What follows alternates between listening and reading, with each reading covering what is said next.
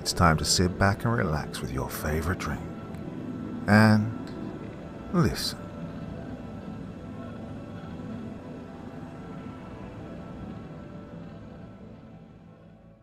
The North Woods Have Secrets by Positive Tennis 6626. My name's Alex and I'm a CIT guard, cash in transit, or for the more novice people, an armoured truck guard. The company I work for, well, that's not really important. Sure, I've had plenty of things happen throughout my 7 years of working for them. I've even had a few attempted robberies. Now, I say attempted because they never got any money. However, well, nothing compares to this. We're on our way to make a delivery way up in the North Woods. My driver, Mike, an out-of-shape retired cop from a small town, well, he was listening to some podcast on his phone when I was in the passenger seat trying to sleep. Our route started before sunrise.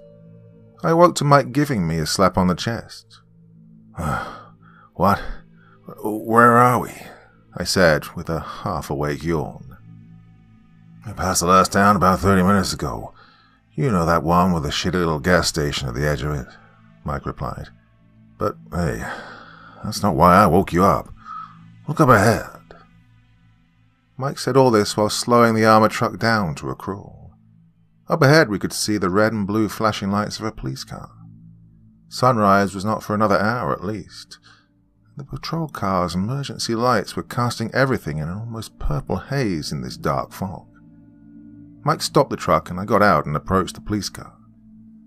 I could just make out that it was a state police vehicle. Well, the officer that got out of his car had his uniform pressed and ironed, shoes polished, duty belt without a scuff on it, and that stupid state police hat that everyone knows. His persona screamed, "Everyone's gonna get a ticket, no exceptions." Well, I approached him and said, "Good morning, officer." "It's Trooper Hazen." "Oh, I'm sorry, Trooper Hazen," I said back, but in my head I was thinking, wow, what a dick. "So, why is the road closed?" I continued. "Some storms came through the area last night and took out the power lines. The road's closed until they can clear it. Everyone needs to take the road through the national park." I thanked the trooper and explained to Mike what the trooper had told me. He got the truck heading down the road. As the road twisted and turned, the tall trees closed in on us. I let the rumble of the truck engine lull me back to sleep. Before closing my eyes, I could have sworn I saw something jump from tree to tree, keeping up with the truck in the darkness. It was something big, bigger than something that should be able to jump from a tree like that. Well, had I known that was going to be my last peaceful sleep for months, I would have enjoyed it more.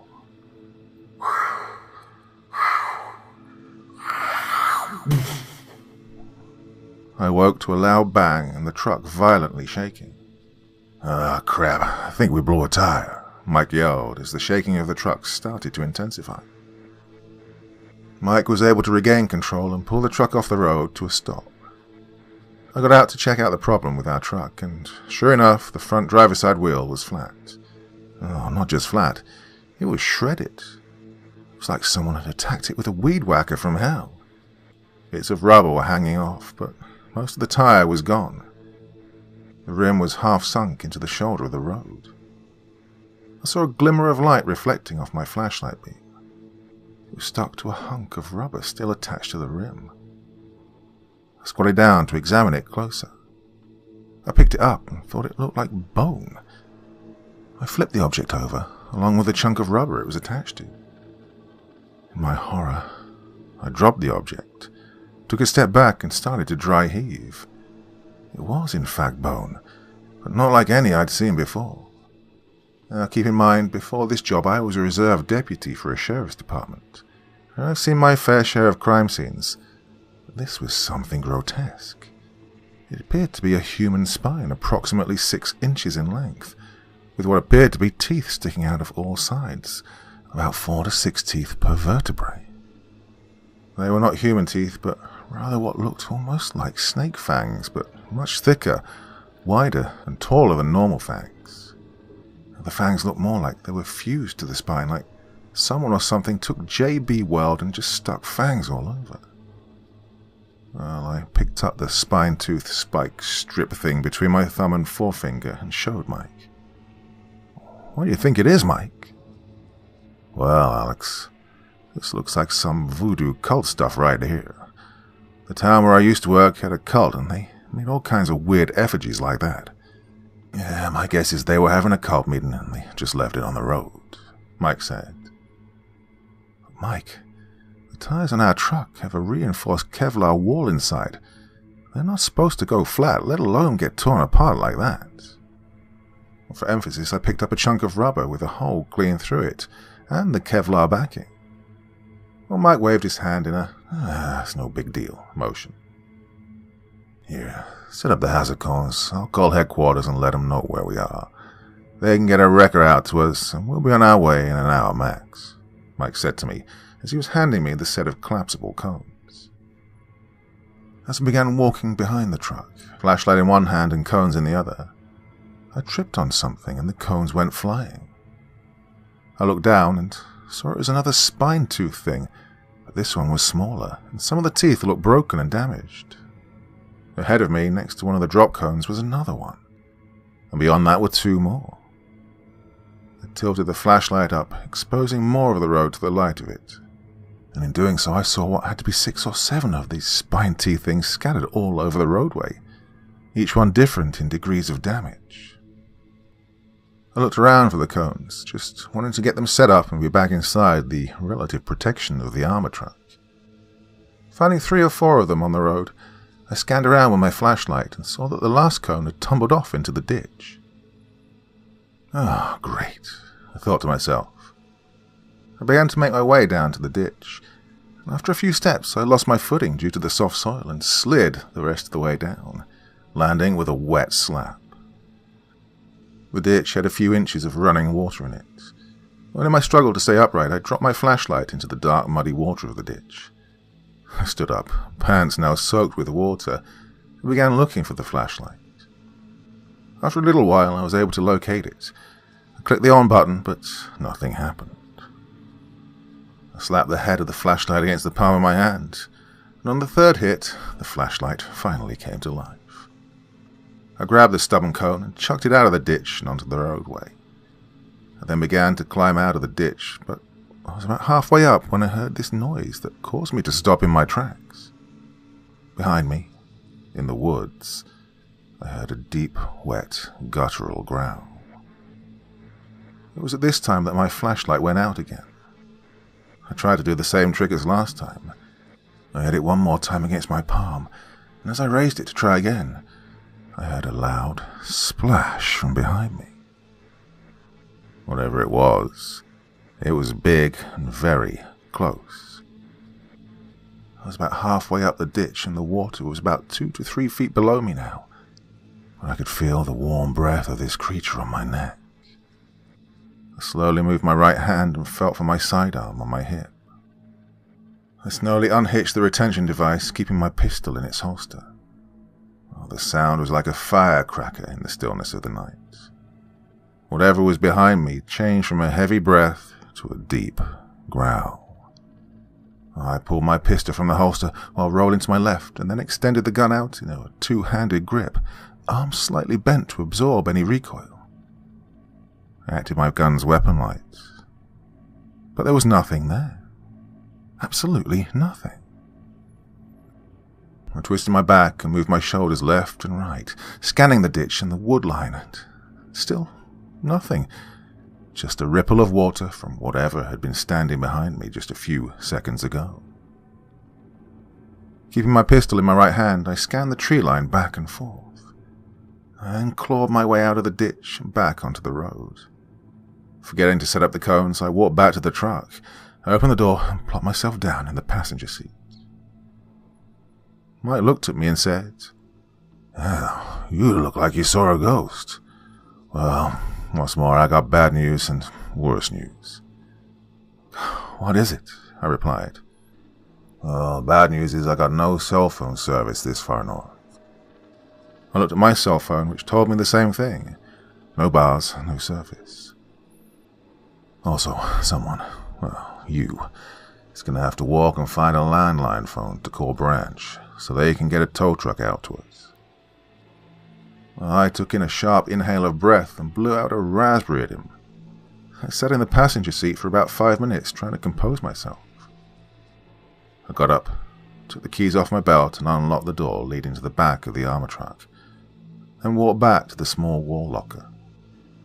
I entered my PIN into the keypad and was rewarded with beeping and the sound of the locks disengaging. I opened the door and hesitated for just a moment, then grabbed the 870 12-gauge shotgun. I found the release button and started ejecting shells. After about the third pump of the shotgun, Mike shouted back, "Hey, what are you doing back there?"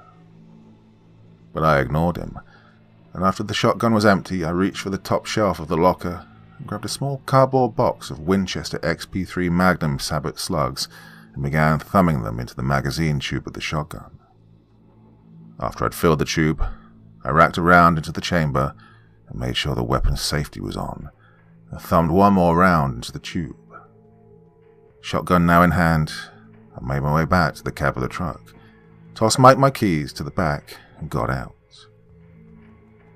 Before I closed the truck door, Mike turned to me and gave me a perplexed look. Before he could speak, I said, "Bears, Mike. Freaking bears." Then I closed the door and began my walk. I was walking for what seemed like forever, but in reality it was probably more like 30 minutes. The fog seemed to get denser by the minute, though, even with the new flashlight I grabbed from the truck before I left. I was slowly losing the battle of penetrating the dark, foggy night's embrace. The rhythmic thump, thump, thump of my boots along the pavement finally gave way to a soft crunch of gravel. Hey, it's a driveway, I thought. Well, let's hope it leads to a ranger station or anyone who has a phone I can use. Even after all this walking, there was still no cell service. So I turned and began to make my way down the gravel road. I walked for a few hundred yards, then I saw it. Like a lighthouse in the fog warning ships, it was the slow rotation of the amber worklights from a utility truck. Well, as I began walking towards it, I was thinking, man, what kind of reaction will I get? Well, when a shotgun-toting armored truck guard just walks up on someone, it gets you thinking. Yeah, I'll probably have to answer some awkward questions. I was now a few feet from the back of the utility truck. I could just make out the red glow from the brake lights. I was about to call out a "hello" when a noise came from in front of the truck that made the word catch in my throat. A wet crunching sound like someone biting into a watermelon full of dried sticks emanated from just in front of the hood. I got down low and crouched behind the rear bumper of the truck. And what I saw caused my blood to run cold. An animal like I'd never seen before was in front of me, illuminated by the truck's lights. It had paws like a lion, the legs and body of a wolf, and what looked like the head of a bear. It was covered in thick, saggy scales, like a Komodo dragon. Well, I tried to back away from the truck. I put my hand out to help me get back to a standing position, and my hand touched something warm and sticky. I pulled my hand back. In the glow of the brake lights, the viscous liquid looked black. Motor oil, I thought. It was then that the coppery tang assaulted my nostrils. I looked back at the monster. I saw it was eating something I could easily make out in the green and silver of the reflective vest. The creature stood on its hind legs and began to cough and hack. With a wet smack, it expelled a white object onto the ground. The creature got back down on all four paws and smacked the object away. This object rolled in my direction and stopped just short of hitting my boot. It was one of the spine-tooth traps. Oh, dear Lord. This thing throws up the bones, I screamed in my head. My stomach was doing somersaults, and I broke out into a cold sweat. I was focusing so hard on trying to keep the contents of my stomach from making an unscheduled appearance though I didn't see the monster rise onto its hind legs and reach its front paws over the light bar of the truck. At that moment, it gave out a deep growl. The creature looked down at me as I was squatting down by the rear bumper of the truck. I looked up, and we locked eyes. Its eyes were neon purple, almost the color of a black light in some techno club. It looked down at me with a, well, it's my lucky day kind of grin. I sprang from my squat with the biggest jump I've ever done, raised the shotgun to my shoulder, and took a quick second to pray that I put slugs in it. I put the ghost ring sights on the creature's chest, right where I assumed the breastbone would be, and fired. Everything went into ultra-high definition slow motion. I began to rack the shotgun. I could see the slug and the wad leave the barrel of my gun. It hit center mass, and the slug mushroomed out of the creature's chest and came to a dead stop. The mangled slug dropped onto the roof of the truck with a metal thump. The skin around the impacted area was cracked. The creature let out a roar, so I fired again, hitting close to the first place I'd shot. The creature's skin cracked and fell away in a roughly 6-inch ragged hole that revealed what looked like soft, pinkish red flesh under its almost armored skin. The creature howled in pain and leapt off the truck, going over my head, landing about 60 feet behind me. I spun around, racked the shotgun, and saw the creature running at me. This time I aimed for the head and fired the round. It bounced off the creature's forehead, leaving a crack in the skin, but nothing else. The creature turned all its forward momentum into lateral movement and leaped sideways into the tree line as if the laws of physics were merely a suggestion to it. Although I was now alone, I felt eyes on me from the forest. I ran towards the utility truck and tried to open the door, but it was locked. I tried breaking the driver's side glass to gain entrance, but was unable to do so with the butt of my shotgun, and I didn't want to waste a bullet on it. So I left the truck and ran back down the gravel road. All the while I could hear trees rustling and branches snapping. All of a sudden the creature appeared behind me. I turned to fire. The creature stood on its hind legs and let out a roar that caught me off guard and caused me to trip over my own feet. I fell, and the shotgun discharged a round and somehow struck the creature's left paw, taking the second-most outer claw clean off. The creature swiped at me with its right paw, knocking the shotgun out of my hand, causing it to go flying behind me. I heard it clatter and skid on what sounded like a paved road. Next thing I knew, I was pinned to the ground with the monster's paws pressing into my shoulders as it hovered over me. I tried kicking at it, but it was like kicking at a weighted blanket. The creature did not really seem to notice my struggle. Its purple eyes bored holes into mine, and I knew this was the end. The creature raised its right paw, claws extended. My body went rigid and all my muscles went tense as I waited for the kill. Then there was a loaded thwack, followed by a heavy pressure on my chest. And then, all at once, the pressure was gone. I opened one eye and saw the creature had raised the paw again, and this time I forced myself to keep my eyes open. I watched the paw with those razor-sharp claws come down dead center of my chest with another loud thwack. Then it dawned on me. It hit me in my Kevlar vest, but more importantly, dead center of the steel rifle plate in my vest. The creature let out a roar right in my face. My nostrils were overwhelmed with the smell of rotting meat and pennies. I could see droplets of red on its monster-sized teeth and feel the hot stickiness of its breath. The creature raised its paw in a third attempt when I made my move. With its paw no longer pinning my right shoulder, I reached down and pulled out my Glock and brought it tight against my chest. I then let out the most primal, guttural scream of my life and pulled the trigger. There was no aiming, no seeing where my shot placement was. The creature was on top of me and so close I couldn't miss. Now, this was an unadulterated case of how fast I could pull the trigger and empty the mag into this abomination from hell. I let the recoil of the Glock naturally work its way to the monster's body. Every round that hit caused it to twitch like it was getting shocked by electricity. The 40 caliber rounds felt more like a cap gun against the thick, scaly hide of this creature. Then the last 2 rounds in the magazine hit the exposed flesh of the creature's chest. It jumped off me and writhed on the ground in pain. I rolled to one side, jumped to my feet, and did the fastest reload of my life. The creature's pain only seemed to last but a few moments, as it was then, again, up on all fours and leaping into the surrounding forest.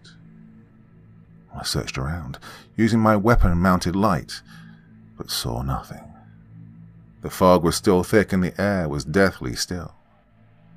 I started jogging towards where I thought the shotgun had landed. And after a few steps, I found the paved road, and there was the creature looking back at me. I fired 1 round, and it leapt back into the tree line away from the road.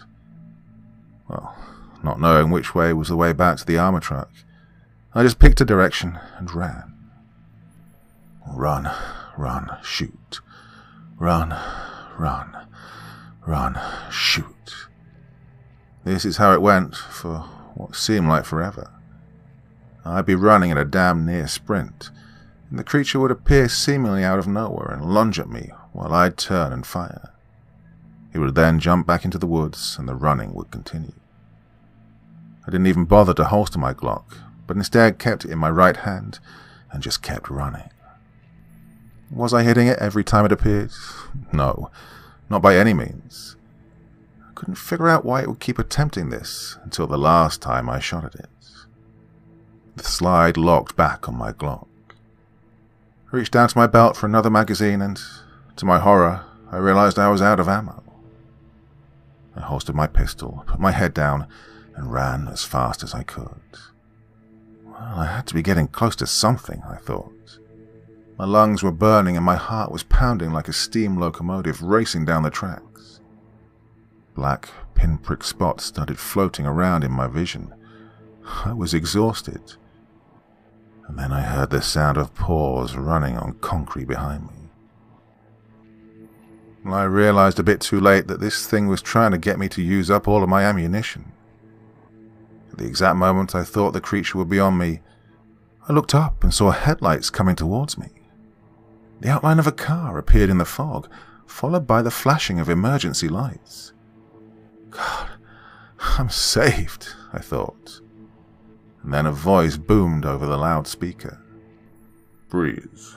State police, show me your hands. I stopped running and raised my hands. The voice said, Get down on the ground. Well, I complied, not knowing what else to do. I heard the sound of handcuffs being ratcheted and felt the cold steel on my wrists. My pistol, now empty, was pulled out of my holster. A strong hand picked me up, and I looked up to see Trooper Hazen. Between big gulps of air, I croaked out, There's something out there in the woods. But Trooper Hazen paid no attention to that and replied with, You're under arrest for unlawful discharge of a firearm, reckless endangerment, disorderly conduct, and illegal hunting. What? No, you're not listening to me, I exclaimed. I was then placed into the back of the squad car, and my pistol was placed in the glove box up front. I tried to explain everything to Trooper Hazen, who sat down in the driver's seat. Now I'm going to have to Mirandize you. You have the right to remain silent. Anything you say can and will be used against you in the court of law. You have the right to an attorney. If you can't... Well, he continued on as a deep, growling sound came from the roadway just out of reach of the cruiser's headlights. Hazen, just drive us out of here, okay? Don't worry about it, I stammered. Hush, you, Hazen shouted as he smacked the prisoner cage, got out of the cruiser, and stood behind the driver door. Hey man, uncuff me before you walk out there and get yourself killed.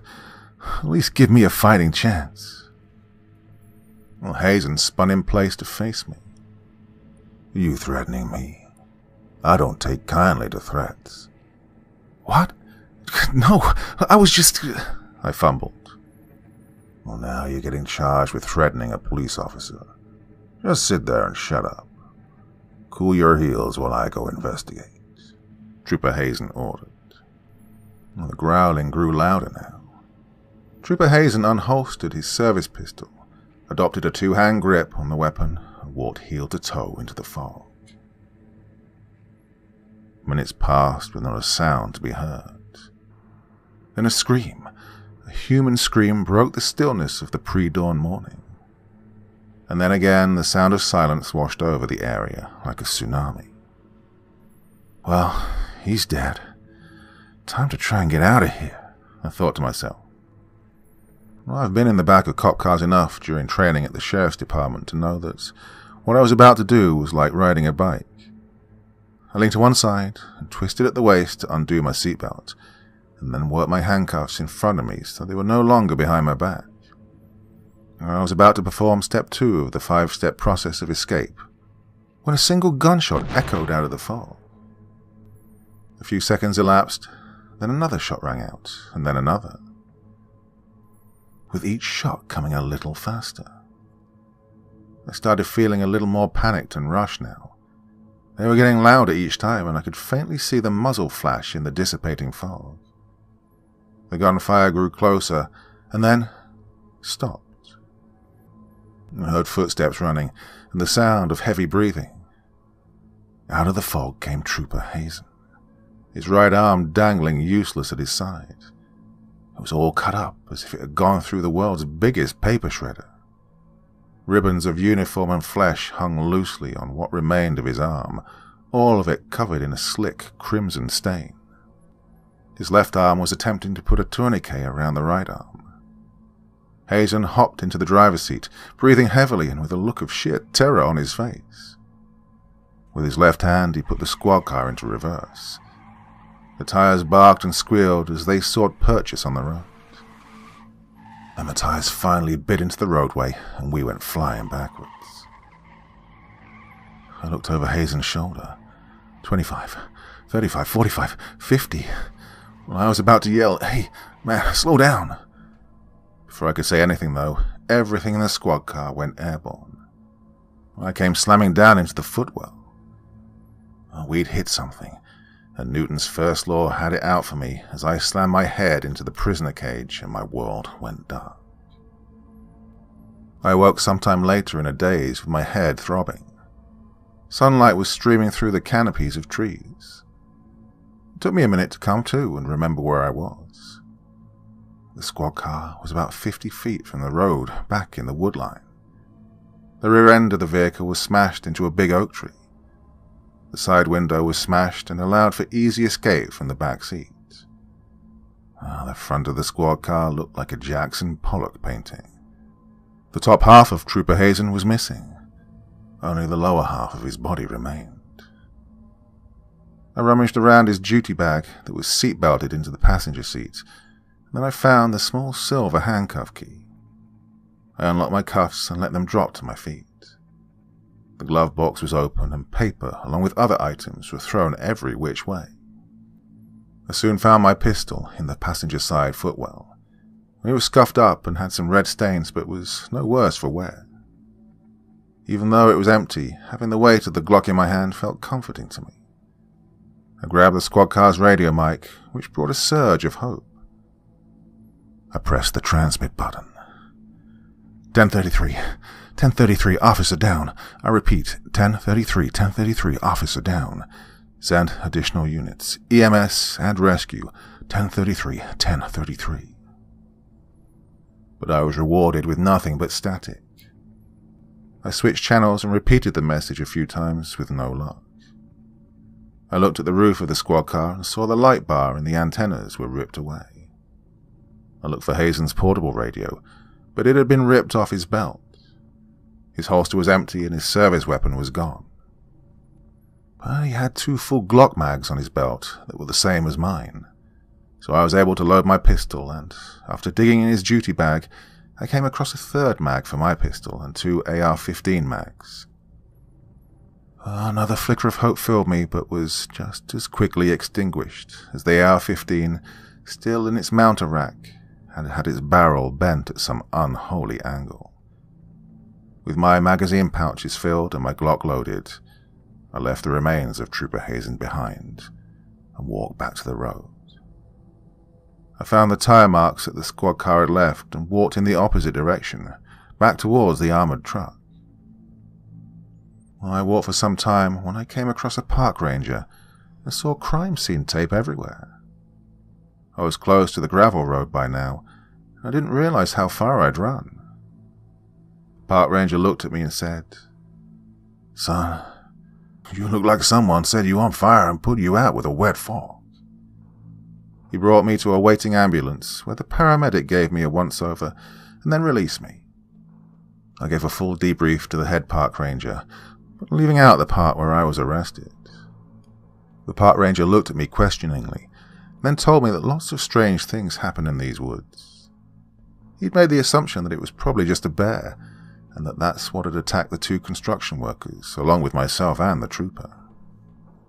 He ended by saying, "As for your tow, we saw your truck on the side of the road an hour ago. Let me get one of my rangers to give you a ride back to your truck." I rode in silence for a few minutes, when Corey, the park ranger, who was giving me a ride, said, "Hey, isn't that your shotgun laying there?" And sure enough it was. Just on the other side of the road was my shotgun. He pulled over and I retrieved it. "Oh, careful now, it's still loaded," Corey said to me. "Oh yeah, it is, isn't it?" With the shotgun laying between my legs, barrel facing down, I pressed the action release button and pulled the pump back to release the one remaining slug, and I put it in my pocket. We drove for a bit and then made a turn down another road. It was a road I'd never been on. Something was nagging at the back of my mind. "Hey, Corey, how do you know I still had a shell in the shotgun?" I asked. "Lucky guess, I suppose," Corey said back. I then looked over at him and got a better look. He had his ring finger on the left hand bandaged up, along with a bruise on his head. Well, it wasn't a very noticeable bruise, just about half an inch, and almost a perfect circle. "Hey, what happened to your finger and your head?" I asked. Corey chuckled then and said, "Oh, I cut my finger off doing woodwork and fell onto a bookshelf." Corey then took a deep breath in and said, "Well, Alex, there are things that live in these woods. Things that need to remain a secret." He then slowed the vehicle to a stop and put it in park. Now, sometimes in order to keep a secret, we can't let people go. As he said all this, my heart started to race and the hair on my neck stood up. I slowly reached into my pocket and pulled out the shotgun slug. I quietly slipped it into the breech and slowly pumped the action down until it made the softest of clicks. I looked over in horror to see Corey's nails grow to sharp-looking daggers in front of my eyes. Corey's eyes were closed now. His clothing was getting tight and starting to stretch, and a red stain appeared on his uniform shirt where his breastbone should be. He opened his eyes, and they were purple. This half-person, half-monster turned to me and said in a deep, growling voice, "Well, the sun makes it harder for us to change. Nothing personal. We just can't let our secret get out." Then it lunged across the cab of the truck. I swung my shotgun up with the pump landing in the crook of my left arm, the barrel touching the red stain of his chest. Corey looked down in alarm. I gave him a sly grin and pulled the trigger.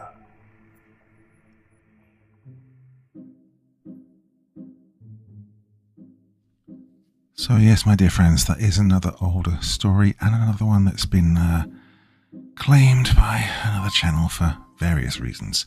So yeah, I don't give in. I never say, okay, just whatever, take it. No. So I'd rather just get rid of the original and upload it again with the different elements that have been claimed wiped out. Anyway, it's very frustrating and all that kind of thing, and I don't want to go into it in too many details. So if you think you've heard this one before, there's a pretty good chance you have actually. But so with good reason. So that is it for this evening. Crazy busy week, but my academic year is winding down, so tomorrow I'm free and there's going to be a much longer story. Tomorrow evening, a brand new one to make up for this evening's mild disappointment. Anyway, what am I talking about? Till the next time, my dear friends, which will be tomorrow night, wishing you all very, very sweet dreams, and bye-bye.